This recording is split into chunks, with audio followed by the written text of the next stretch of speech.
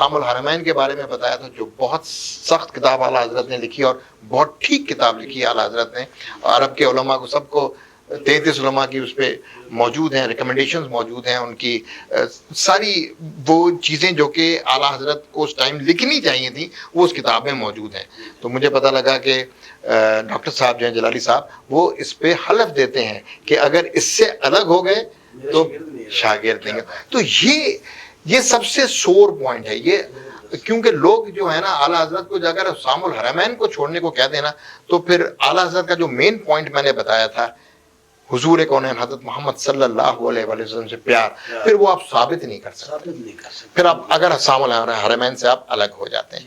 تو میں اشرف جلالی صاحب کو یہ اس بات پہ سلوٹ کروں گا، اور میں ان کا تہہ دل سے شکر گزار ہوں کہ انہوں نے نظریاتی جو جنگ ہے ہماری اہل سنت کی، اس کو وہ لیڈ کرتے ہیں ماشاءاللہ. حسام الحرمین کے حوالے سے تو میں یقیناً یہ بات کہہ سکتا ہوں.